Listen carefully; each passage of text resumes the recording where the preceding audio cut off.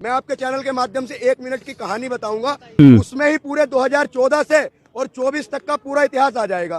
तो चलिए शुरू करते हैं। एक राजा था, उसके दरबार में गाना गाने वाला आया। वो इतना अच्छा गाना गाने लगा, इतना अच्छा गाना गाने लगा।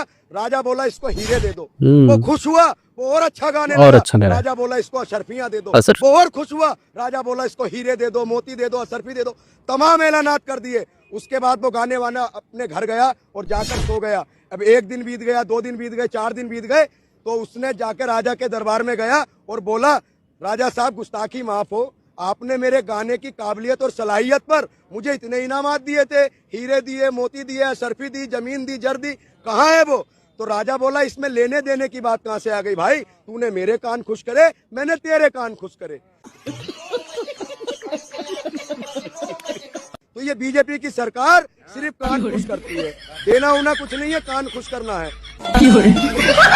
भाई ने बीजेपी सरकार की जो गाथा है वो बहुत ही बेहतरीन तरीके से आपके और हमारे सामने पेश किया है। वाकई मानना पड़ेगा, तुमने हमारे कान खुश किए, हमने तुम्हारे कान खुश किए। हमारे देश की जनता को इस बात को समझना चाहिए। वाकई जनता जो है नाचने वाली बन गई है और बीजेपी पार्टी राज दरबार है और राजा नरेंद्र मोदी साहब हैं और बाकी मंत्रिमंडल मंत्री कौन कौन है ये तो आप लोग जानते ही हैं, उसे एक्सप्लेन करने की जरूरत है नहीं। और वजीर साहब को तो आप लोग जानते ही हैं, सबसे बड़े वजीर, महामंत्री जिसे हम कहते हैं। और ये जनता एक अच्छी खासी सीट देकर, एक अच्छे खासे मेंबर्स को पार्लियामेंट पहुंचाकर, जैसे हमारे माननीय राजा जी का जो है दिल खुश किया, उसी तरह से भाषण में खड़े होकर हमारे माननीय राजा ने ऐलान किया करोड़ों की नौकरी का, लाखों बैंक बैलेंस का, मेट्रो सिटी का, मेट्रो ट्रेन का, चप्पल में चलने वाला लेन में चलेगा, अच्छे दिन का, हर घर में खुशहाली का, किसानों की डबल आमदनी का और बहुत कुछ। इसमें देने लेने की बात तो कुछ हुई नहीं भाई। आपने उन्हें खुश किया, उन्होंने आपको खुश कर दिया। बाकी आपकी जिंदगी